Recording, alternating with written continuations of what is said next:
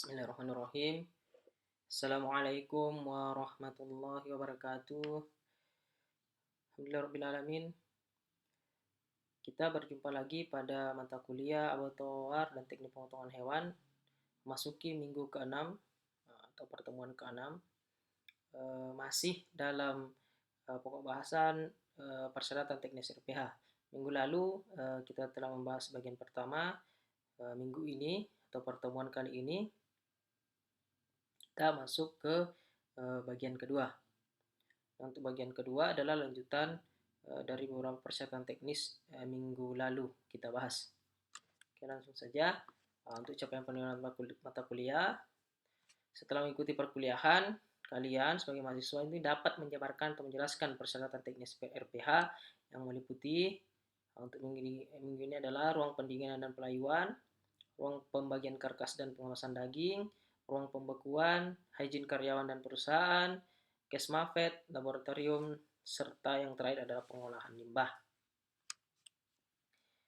Oke, kita mulai. Yang pertama adalah persyaratan teknis ruang pendingin dan pelayuan. Ini adalah gambar ruang pelayuan atau disebut juga chilling ya. Jadi kalau nanti mendapatkan istilah chilling room, itu sama saja ya, chilling room dengan ruang pendinginan atau pelayuan. Nah, ruang pendinginan dan pelayuan ini memiliki persyaratan teknis sebagai berikut. Yang pertama adalah terletak di air bersih.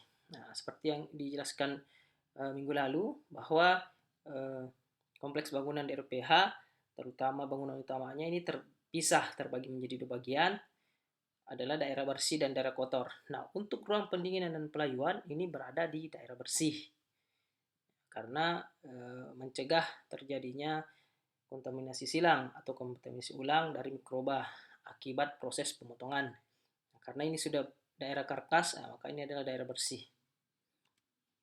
Kemudian yang kedua, besarnya ruangan disesuaikan dengan jumlah karkas yang dihasilkan. Nah, misalnya kapasitasnya ribuan, ya ruang chillingnya ini harus lebih besar lagi.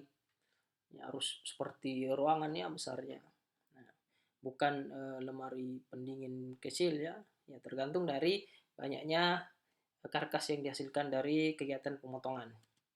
Kemudian beberapa syaratnya dengan mempertimbangkan ruang pelayuan ini, yang pertama jarak antar karkas paling kurang 10 cm. Paling sedikit 10 cm. Jadi jaraknya antar karkas dengan yang lain 10 cm. Tidak boleh rapat dan tidak boleh terlalu jauh. Kemudian yang kedua, jarak antar karkas dengan dinding. Nah, antar karkasnya ini dengan dindingnya ini 30 cm. Ini jarak antar karkas. Kalau yang ini kan, jarak antar karkasnya ini dengan dinding, nah itu minimal 30 cm. Kemudian jarak antar karkas dengan lantai, nah ini dari karkas ini dengan lantai, ini lantai yang paling bawah, ini minimal 50 cm. Jadi ruang pendingin ini ya tidak serta-merta harus hanya chilling ini tidak serta-merta hanya ada gantungannya, kemudian berada dalam ruangan dingin seperti ini, tidak. Tapi ada persyaratan teknisnya minimal yang dibutuhkan untuk ruang chilling. Ya, pertama itu yang tadi jarak antar karkasnya 10 cm dengan dinding 30 cm dan dengan lantai itu 50 cm. Hal ini ditetapkan agar karkas ini terhindar dari kontaminasi mikroba, sehingga proses pembusukan oleh mikroba tidak terjadi.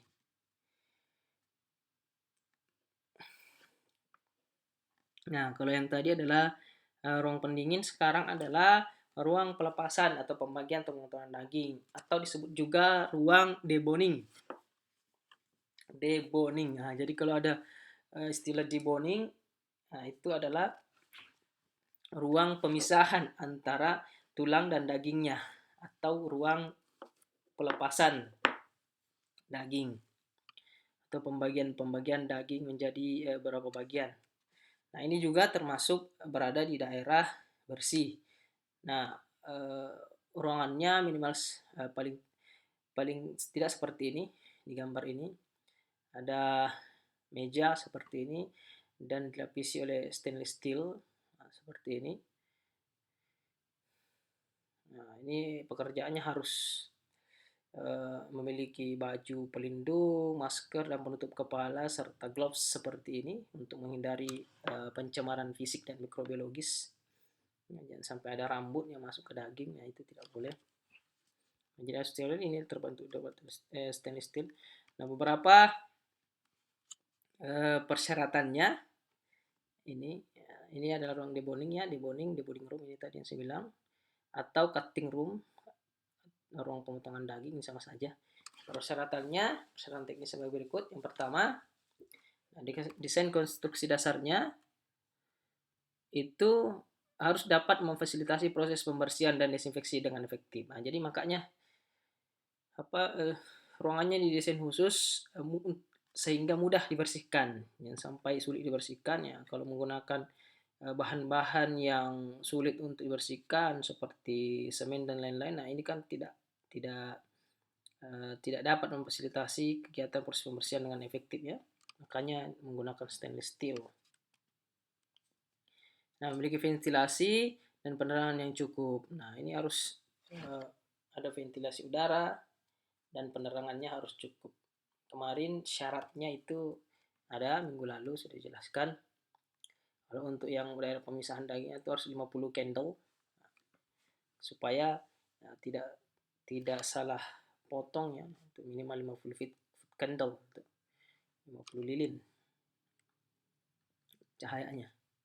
Kemudian didesain untuk mencegah masuk dan bersarangnya serangga. Makanya setiap ventilasinya minggu lalu sudah jelaskan, ventilasinya itu harus diberikan jaring sehingga dapat mencegah keluar masuknya serangga. Nah, ini yang bahaya. Kalau ada lalat, nah bisa bertelur, nah itu akan terbentuk belatung di daging. Nah, tidak boleh. Nah, itu sudah rusak dagingnya ya. Nah, bersarangnya serangga, burung juga, begitu pula rodensia. Rodensia ini hewan pengerat seperti tikus dan lain-lain. Serta binatang pengganggu lainnya dalam ruang produksi tidak boleh ya. Kalau ada kecoa, tikus, nah itu bahaya. Nah, burung aja tidak boleh. Jangan sampai burung itu membawa debu, kotoran. Nah, itu bahaya, bisa mengakibatkan kontaminasi ke daging yang dihasilkan. Yang keempat, lantai terbuat dari bahan yang kedap air. Nah, ini lantainya. Tidak mudah korosif, tidak toksik, tahan terhadap benturan keras, tidak berlubang, tidak licin, dan landai ke arah saluran pembuangan. Nah, ini minggu lalu juga sudah jelaskan. Mudah dibersihkan, diinspeksi, tidak mudah mengupas, serta apabila lantai terbuat dari ubin, nah jika menggunakan ubin, maka jarak antar ubin harus diatur sedekat mungkin. Nah, biasanya paling tidak bisa sangat rapat lah. Nah, ini mencegah sela-sela yang dapat menjadi tempat pertumbuhan mikroba. Nah, ini tidak boleh. Nah, karena jika ada celah antar ubin, ini akan sangat sulit dan tidak efektif dalam kegiatan desinfeksi dan pembersihan. Karena bisa menjadi tempat manifestasi pertumbuhan mikroba. Itu tidak boleh jika menggunakan ubin. Harus diatur jaraknya sedekat mungkin dan ditutup dengan bahan kedap air. Nah, makanya harus ada diberikan semen yang semen untuk menahan celah di antara ubinnya. Biasalah kalian lihat kalau ada ubin celahnya itu pakai seperti itu. Ini seminimal mungkin jaraknya, tidak boleh renggang. Nah, karena ditakutkan jangan sampai sulit dibersihkan dan menjadi sarang pertumbuhan mikroba. Nah, itu dapat mengakibatkan kontaminasi ke dagingnya. Ini seperti ini gambarnya ya. Nah, ini ada ruang tim penimbangan, ada tempat penimbangan. Nah, ini kalau sudah dipotong-potong dagingnya ini ditimbang, berat beratnya kemudian dicatat. Nah, ini ada keranjangnya untuk menyimpan daging. Kemudian didistribusikan ke ruangan lain. Misalnya ruangan pembekuan ya, atau ruangan pengemasan. Dikemas kemudian dibekukan. Syarat yang kelima, dinding terbuat dari bahan kedap air, sama yang tadi ya. lantai dan dinding itu serupa, kedap air, tidak korosif, tidak mudah korosif, tidak toksik, memiliki insulasi yang baik. Insulasi itu adalah apa, eh, proses penyerapan panas yang baik. Nah, insulasi tukaran antara panas dan dingin, dan berwarna terang. Nah, kenapa terang? Supaya memudahkan terlihat jika ada darah yang menempel, kotoran yang menempel, terus terang. Nah, dan memudahkan terpantulnya juga cahaya. Jadi kualitas cahaya ini semakin bagus di daerah ini ya, pemotongan daging. Tidak ada dinding bagian dalam dilapisi bahan kedap air setinggi minimal 3 meter ya. Yang minggu lalu saya jelaskan. Dengan permukaan rata, nah, tidak miring ya. Tidak ada celah atau lubang seperti lantai tadi, mudah dibersihkan dan diinspeksi serta tidak mudah mengelupas. Nah, ya, biasanya kalau dari porselen itu lebih bagus kalau untuk dinding. Nah, 6. Dinding bagian dalam harus rata dan tidak ada bagian yang memungkinkan dipakai sebagai tempat untuk meletakkan barang. Nah, tidak boleh. Biasanya kan dinding ada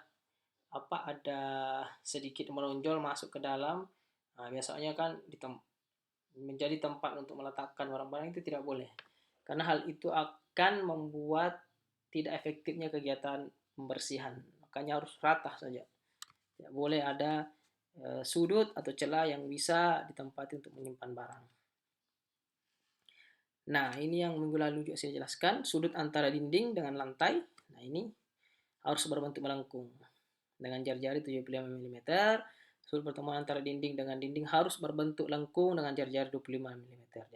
Jadi kalau untuk lantai 75 mm lengkungnya, jari-jarinya melengkung. Kemudian untuk lantai, dinding dengan dinding 25 mm. Jadi ini harus ada aturannya ya, tidak serta-merta hanya dibuat melengkung ya, tidak. Yang 8, langit-langit harus dibuat sedemikian rupa untuk mencegah terjadinya akumulasi debu dan kotoran. Menimbulkan terjadinya kondensasi. Kondensasi itu adalah terbentuknya air dari kegiatan penguapan. Nah, biasanya kan kalau kita merebus daging misalnya itu, terus merebuslah sayur ke apa, di bagian belakang tutup panci, ya, itu biasanya terjadi kondensasi dan air menetes. Nah, bagian ventilasi ini harus berasal atau terbuat dari bahan-bahan yang mencegah terjadinya kondensasi. Ini bahaya kan kalau terjadi kondensasi, air menetes kena daging, nah itu bisa menjadi manifestasi terjadinya kontaminasi mikroba dari atapnya. Mencegah akumulasi debu, minimal terjadi kondensasi, pertumbuhan jamur juga seperti itu, dan terjadinya keretakan, serta mudah dibersihkan. Ini atapnya harus kuat dan mudah dibersihkan. Lanjut, masih ke-9, jendela dan ventilasi harus didesain untuk menghindari terjadinya akumulasi debu dan kotoran, mudah dibersihkan dan selalu terawat dengan baik. Itu jendelanya. Kemudian kusen pintu dan jendela serta bahan daun pintu dan jendela tidak terbuat dari kayu. Nah, ini tidak boleh ya dari kayu. Makanya biasanya menggunakan bahan-bahan yang aluminium atau kaca agar mudah dibersihkan. Kalau terbuat dari stainless steel lebih bagus lagi. Terbuat dari bahan kayu itu bahaya untuk manifestasi mikroba. Terbuat dari bahan yang tidak mudah korosif, tidak kedap air. Nah, kalau kayu kan tidak kedap air ya, pasti meresap airnya, itu bahaya. Tahan benturan, keras, mudah dibersihkan dan disinfeksi. Dan bagian bawahnya harus dapat menahan agar tikus atau rodent tidak dapat masuk. Nah, jadi tertutup ya, betul-betul tertutup. Seperti menggunakan bahan kaca, stainless steel atau aluminium itu lebih bagus dibandingkan tidak boleh menggunakan kayu atau besi karena mudah korosif.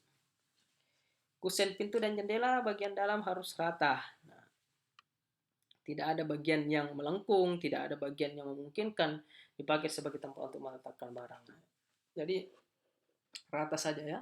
Nah, itu untuk memudahkan dalam dibersihkan dan mencegah adanya barang-barang yang diletakkan nanti bahaya, nanti terjadinya kontaminasi, menjadinya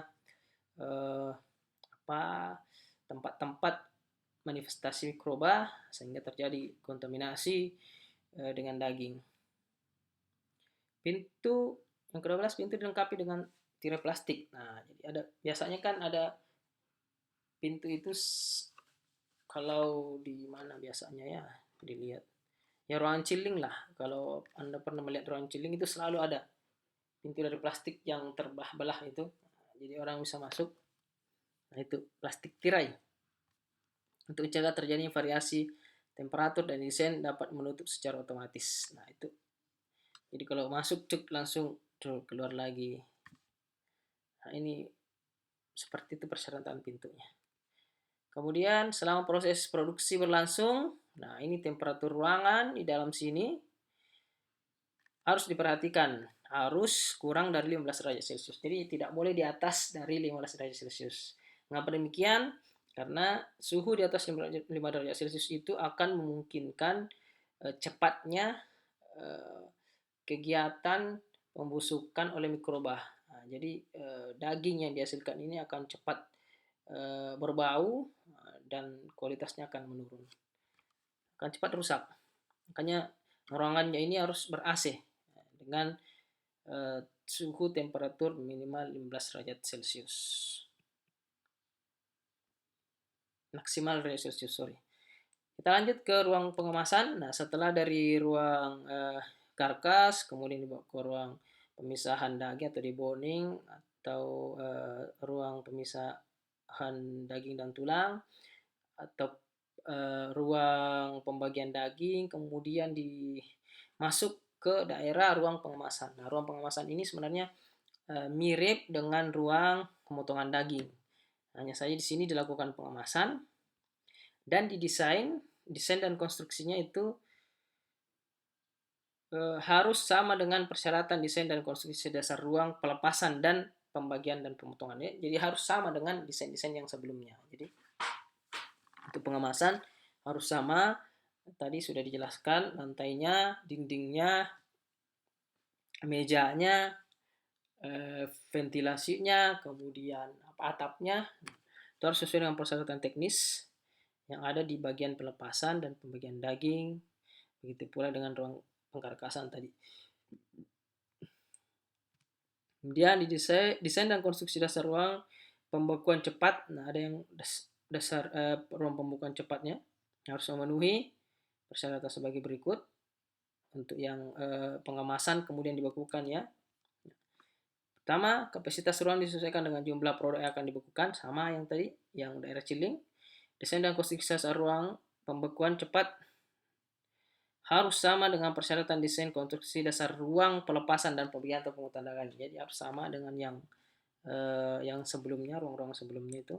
Kemudian ruangan didesain agar tidak ada aliran air atau limbah cair lainnya dari ruang yang masuk ke dalam ruang pembeku. Jadi daging-daging yang sudah masuk ke tempat pengemasan ini dan dilakukan blast freeze ini, pembekuan cepat, ini tidak boleh ada aliran air dari ruang sebelumnya ya. Tidak boleh ada limbah cair yang masuk. Kemudian ruang dilengkapi dengan alat pendingin yang memiliki kipas atau blast freezer, ada kipasnya untuk pendinginan yang mampu mencapai dan mempertahankan temperatur ruangan di bawah 18 derajat Celcius. Jadi harus di bawah 18 derajat Celcius dengan kecepatan udara minimal 2 meter per detik. Nah, itu syarat ruang pengemasan yang memiliki blast freeze-nya ya. Kemudian lanjut ke ruang pembekuan. Nah, ruang pembekuan harus sama dengan ruang chilling yang pertama ya. Minimal harus memiliki jumlah luasan dengan jumlah produk yang akan dibekukan. Nah, jadi kalau misalnya 1000 ekor per hari dipotong ya harus seperti ini ya, seperti gudang. Nah, ini ruang pembekuan ini seperti gudang. Nah, ini daging-daging yang sudah dikemas ini ditumpuk seperti ini. Nah, disusun sedemikian rupa berdasarkan raknya. Nah, ini yang agak kecil ini. Nah, ini adalah fan-nya, kipasnya itu tadi, yang blast-nya itu. Nah, untuk blast freezer, konstruksi ruang membutuhkan pembukaan cepat, memiliki kapasitas ruang yang ruang produk, jumlah produk yang dibekukan disesuaikan, kemudian harus sama dengan persyaratan, sama sebenarnya ini sama semua dengan yang ruang pengemasan juga ya. Nah, itu kemudian ruang penyimpanan di blast freezer seperti ini. Ini adalah pembekuan cepat. Nah, ini kan di rak-raknya disusun. Nah, ini modelnya ya tergantung dari kapasitas ruangan yang dibutuhkan. Mau seperti ini juga atau seperti yang sebelumnya. Ini bisa, ini kan kapasitas besar, seperti ini bisa juga. Ini daging yang sudah dikemas disimpan dalam flash freeze dengan temperatur min 35 sampai min 40 derajat Celcius. Nah, ini beku ya, min 40, luar biasa, di bawah titik beku. Nah, ini contohnya, ya, seperti ini ya. Kalau dari luar, seperti ini pintunya. Nah, di dalam ini adalah ruangan cold storage, ruangan penyimpanan dingin. Nah, dan kalau kapasitasnya ribuan ekor sapi, ya akan seperti ini. Jadi diangkatnya nanti akan pakai mesin seperti ini dengan rak-rak yang tinggi. Nah, kalau untuk yang cold storage beda sama ya blast freeze tadi. Ini dingin temperaturnya minus 18 derajat Celcius sampai minus 20. Kalau blast freezer ini yang tadi lebih rendah lagi, minus 40 derajat Celcius. Kalau ini minus 20 ya untuk yang cold storage, jadi beda. Nah, untuk desain ruang pendinginnya seperti ini. Jadi seperti yang dijelaskan tadi. Nah, di sini front slaughter transportation. Jadi setelah dipotong, nah, karkasnya dibersihkan semua jadi karkas. Nah, dari sini kemudian masuk ke chiller. Nah, bisa masuk ke chiller untuk yang bagian-bagian daging yang mau langsung di chiller. Bisa juga masuk ke, nah ini masuk ke chillernya karkasnya. Semua karkas dilayukan di sini, dilakukan proses aging dalam chiller yang tadi di sini. Nah, dari chiller ini kemudian dibawa ke ruang cutting, deboning, dan packaging. Nah, ini tadi ruang cutting, ruang pemotongan daging, pemotongan karkas, dan deboning, pemisahan tulang dengan daging, dan ruang pembagian daging berdasarkan peta daging itu, kemudian di packaging, dikemas di sini. Setelah di packaging, ya terserah mau dimasukkan ke ruang chilling room untuk pematangan lebih lanjut atau langsung di frozen, dibekukan. Nah, ini.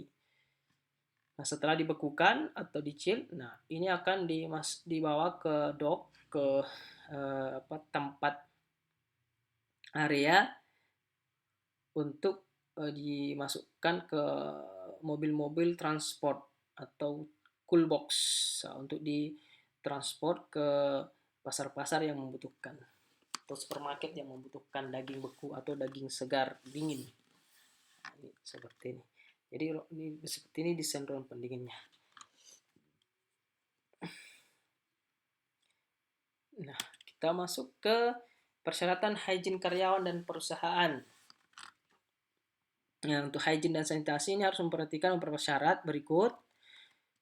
Pertama, kapasitas pada RPH, RPU, dan atau UPD. Kalau UPD ini dibawanya RPH ya, unit pengelolaan daging atau unit pemotongan daging. Nah, ini adalah RPH tipe kecil untuk suplai kecamatan itu atau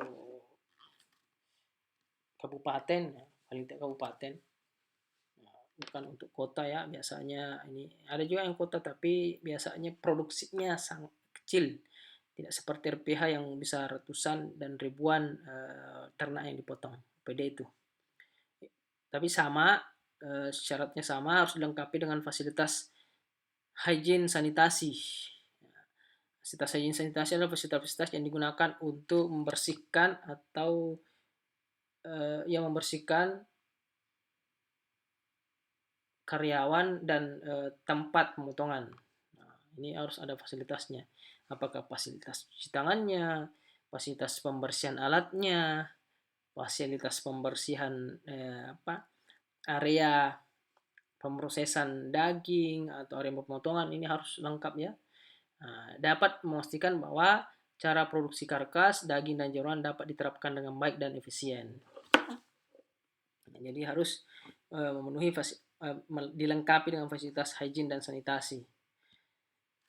Yang kedua, fasilitas hygiene dan sanitasi harus menjamin proses pembersihan dan sanitasi bangunan, lingkungan produksi, peralatan, dan baju kerja karyawan dapat diterapkan secara efektif. Jadi tidak diterapkan secara efektif, tidak sulit dan tidak makan waktu yang lama, serta kegiatan pembersihannya betul benar-benar bersih dan terhindar dari manifestasi mikroba. Kemudian yang ketiga, pada setiap pintu masuk bangunan utama harus memiliki fasilitas untuk mencuci sepatu boot. Nah, itu kan pakai sepatu boot ya. Jadi sebelum masuk itu ada fasilitas pencucian sepatu boot, lengkapi dengan sikat sepatu, fasilitas untuk mencuci hamakan sepatu boot yang dilengkapi dengan disinfektan. Jadi ada foot dipping ya. Jadi sebelum masuk di situ, misalnya dari arah kotor ke arah bersih, nah itu harus dibersihkan dulu. Ada fasilitas cuci sepatu boot. Jadi bersihkan, kemudian dicelup pakai disinfektan. Nah, fungsinya itu mencegah kontaminasi silang dari daerah kotor ke area bersih. RPH, RPU atau UPD harus memiliki fasilitas cuci tangan yang dilengkapi dengan air hangat. Nah, ini ada cuci tangannya ya. Cuci tangan atau cuci sarung tangan tuh. Sabun dan infeksi serta didesain tidak dibersihkan menggunakan tangan. Nah, jadi biasanya pakai kaki ya atau pakai otomatis. Nah, ada sekarang sudah otomatis. Nah, biasanya pakai kaki sih diinjak, ngurus keluar airnya untuk cuci tangan. Jadi tidak menggunakan tangan karena harus mencegah kontak langsung antara tempat pencuci tangan ini dengan alat-alat untuk mencuci tangan. Tidak boleh kontak langsung. Kemudian yang 5, fasilitas cuci tangan harus dilengkapi dengan fasilitas pengering tangan. Nah, jadi cuci tangan, pengering tangan. Sama lah di hotel-hotel. Nah, kalau biasa di mall-mall juga sudah ada yang menawarkan seperti ini. Nah, harus seperti itu. Pengering tangan, kemudian menggunakan tisu. Apabila menggunakan tisu, maka harus disediakan tempat sampah yang tertutup. Tidak dibersihkan dengan tangannya, tempat sampah yang diinjak, kemudian dibuang tisunya. Karena kalau tidak tertutup, bahaya. Nanti kontak dengan daging mikrobanya itu. Lanjut untuk yang hygiene dan sanitasi bagi hygiene dan sanitasi karyawan ini harus memenuhi persyaratan sebagai berikut. Lanjut yang kalau tadi poin ke-5, sekarang poin ke-6. Untuk menyamakan pisau, nah ini yang pisau ya, seperti ini ada yang namanya knife sterilizer.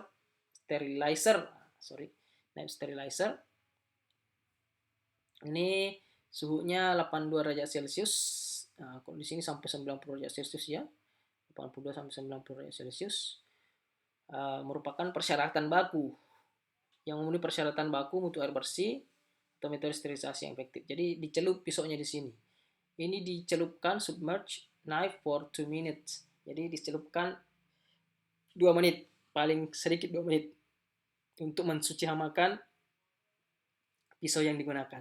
Nah, yang menggunakan bahan kimia berbahaya yang tidak diperbolehkan untuk digunakan untuk pangan.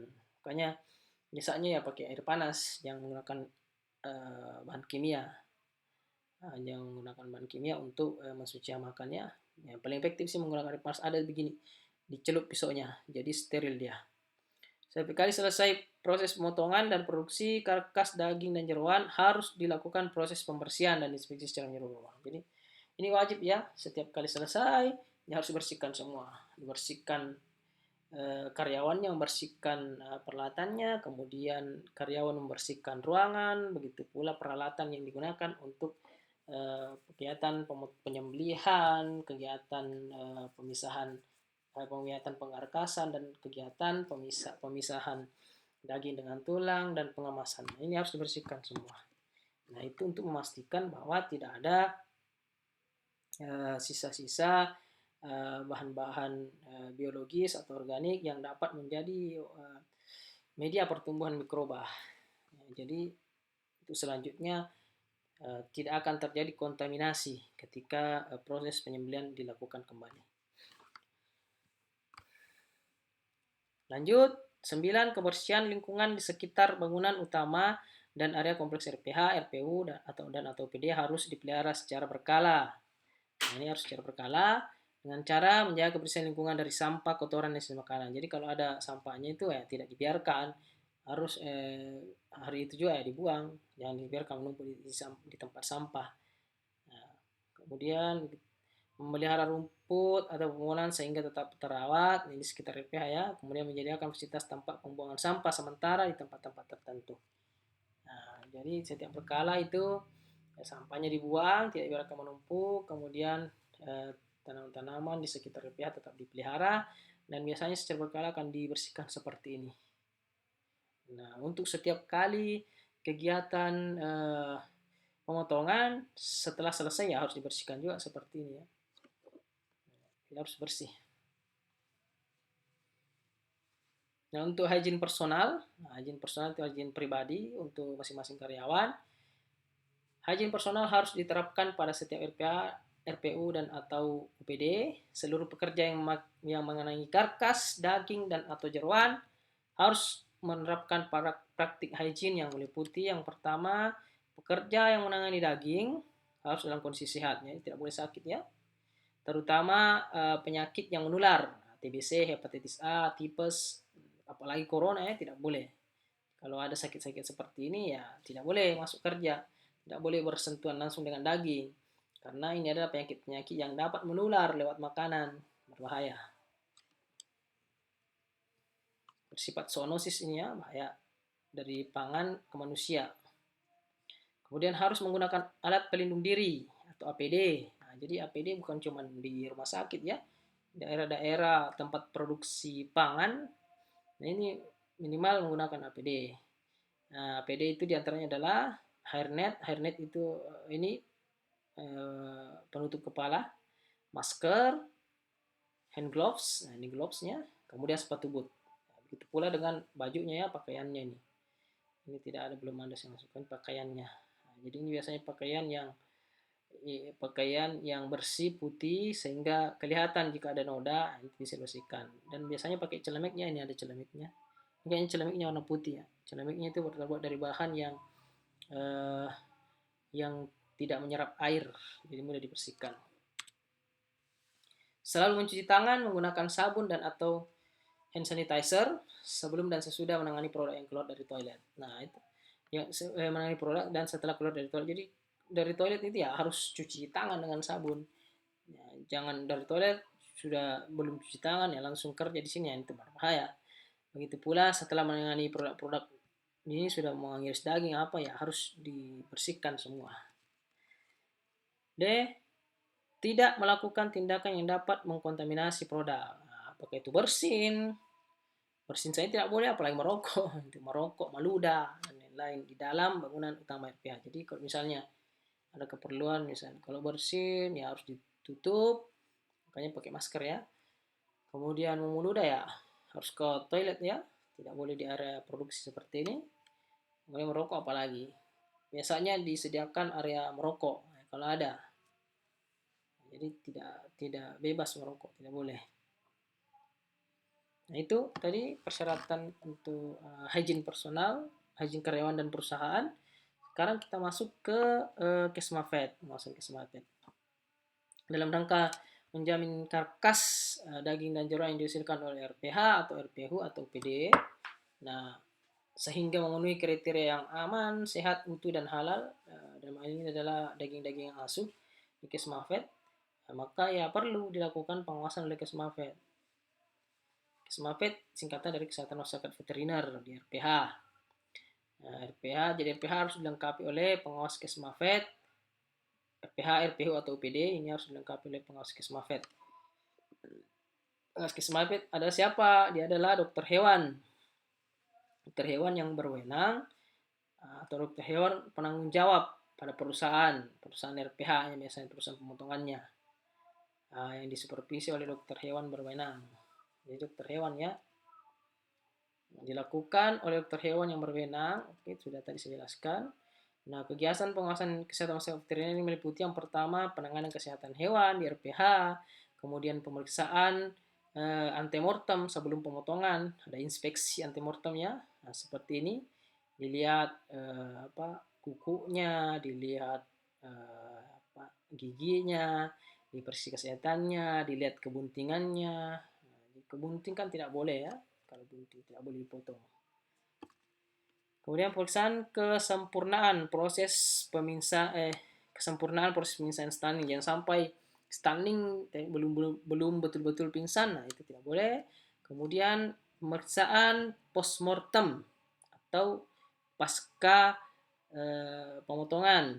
Nah, ini pemeriksaan kesehatan jeroan dan atau karkas dilakukan segera setelah proses penyembelihan dan pemisahan dilakukan terhadap kepala, karkas, dan atau jeroan. Nah, ini harus diperiksa langsung oleh Kesmafet. Untuk apa? Untuk melihat apakah ada penyakit bawaan oleh sapinya, apakah ada penyakit zoonosis. Penyakit zoonosis adalah penyakit yang bisa ditularkan dari hewan ke manusia dalam daging, dipotong bersyarat, atau bisa dikonsumsi dengan menghilangkan bagian-bagian tertentu. Nah, ini mencegah penularan penyakit dari hewan ke manusia, dari daging ke manusia. Ini tidak boleh. Pemeriksaan pemenuhan persyaratan hygiene sanitasi pada proses produksi. Nah, itu diawasi juga oleh Kesmafet. Hygiene dan sanitasinya pada proses produksi ini diawasi juga. Nah, seperti ini ya, diperiksa kesehatannya. Dokter hewan berwenang memiliki hak dan akses untuk pertama penerapan melakukan pengawasan pengambilan sampel. Nah, boleh melakukan pengambilan sampel, boleh melakukan penyelidikan, kemudian pemeriksaan dokumen, apakah dokumennya lengkap, dokumen catatan kesehatan dari ternak dan lain-lain. Nah, dan berhak untuk memusnahkan hewan yang terdeteksi penyakit atau bangkai, karkas atau jeroan, karkas daging atau jeroan yang tidak memenuhi syarat untuk dikonsumsi ya. Dalam artian ini dianggap bahwa dagingnya ini membahayakan konsumen jika dikonsumsi ya. Pemeriksaan pemenuhan persyaratan hygiene sanitasi bangunan, lingkungan produksi, peralatan, proses produksi, dan hygiene personal. Jadi diperiksa, diawasi semua oleh Kesmafet. Nah, ini ada selanjutnya karkas daging atau jeroan yang telah lulus pemeriksaan antemortem. Ini pemeriksaan postmortem, yang antemortem dan postmortem ini harus distempel oleh dokter hewan penanggung jawab yang berisi tentang di bawah pengawasan dokter hewan dengan nomor kontrol veteriner NKV. Jadi ada surat keterangannya, surat keterangan kesehatan daging ya, harus disertakan pada peredaran karkas dingin dan atau jeroan. Jadi harus ada NKV-nya untuk dikeluarkan. Nah, kesimpulan dari pemeriksaan oleh Kesmafet ini akan menyatakan bahwa karkasnya, dagingnya, dan atau jeroan tersebut aman untuk dikonsumsi. Dalam hal ini adalah dagingnya asu, aman, sehat, utuh, dan halal. Nah, dinyatakan dalam surat keterangan kesehatan daging SKKD yang ditandatangani oleh dokter hewan yang berwenang di RPH, RPO atau PD. Jadi dokter hewannya yang memberikan kesimpulan bahwa daging tersebut aman, sehat, utuh, dan halal untuk dikonsumsi dan siap untuk diperjualbelikan. Nah, ini ya diperiksa semuanya. Dokter hewan yang penanggung jawab perusahaan memiliki kewajiban untuk membuat laporan pengawasan Kesmafet pada dokter hewan yang berwenang. Nah, dokter hewan yang berwenang wajib membuat laporan hasil pengawasan Kesmafet dimaksud kepada kepala dinas kabupaten kota. Jadi dokter hewannya ini harus membuat laporan ya untuk kepala dinas atau kota terkait daging-daging yang diproduksi pada RPH. Nah, oke. Kita lanjut ke persyaratan teknis laboratorium. Yang pertama, untuk laboratorium Pemeriksaan material. Ada laboratorium pemeriksaan materialnya. Pertama, letak laboratorium berdekatan dengan kantor dokter hewan. Ini harus berdekatan dengan kantor dokter hewan. Kemudian, tata ruang dan peralatan laboratorium harus mempertimbangkan faktor kesehatan dan keselamatan kerja. Ketiga. Nah, ini sudah biasa ya. Ini teknis laboratorium seperti ini. Konstruksi lantai dinding dan langit-langit harus memenuhi syarat tertutup dengan enamel. Nah, enamel ini adalah bahan yang keras dan kedap air ya, berkualitas baik, atau dengan cat epoksi, harus dengan cat epoksi atau bahan lainnya yang memiliki permukaan yang halus, kedap air, mudah dibersihkan dan disinfeksi serta mudah perawatannya. Yang keempat, penanganan dalam laboratorium memiliki intensitas cahaya 540 lux. Nah, ini 540 lux ya. Ini dilengkapi dengan lampu perlindung, berpelindung. Jadi lampunya ada pelindungnya dengan cahaya 540 lux.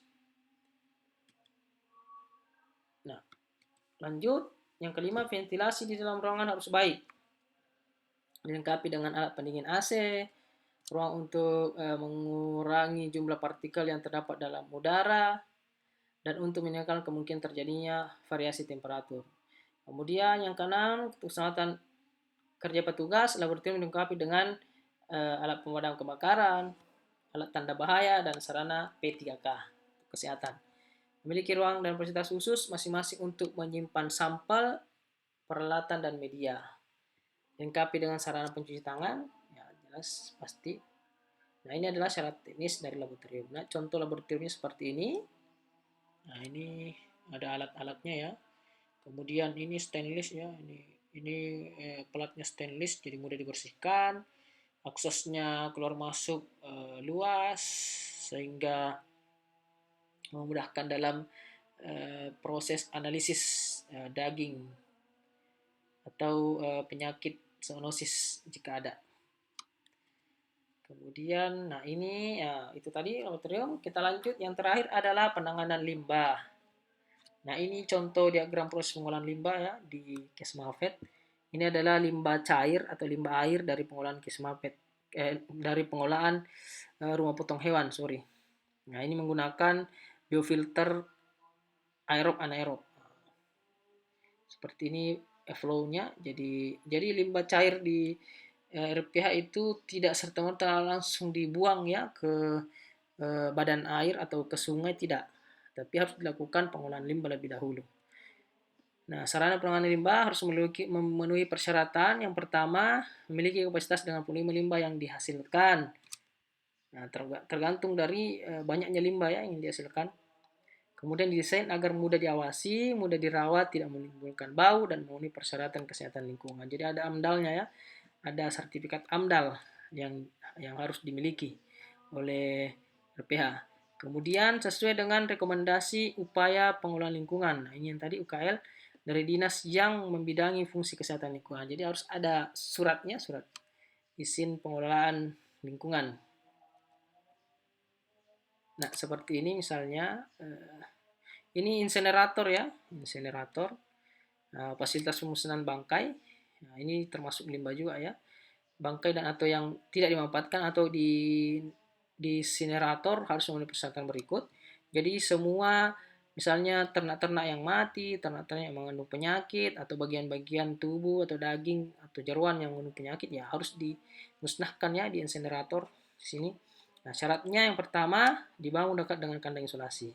Kalau ada hewan yang mati sama isolasi ya langsung dilakukan pemusnahan di dalam insinerator.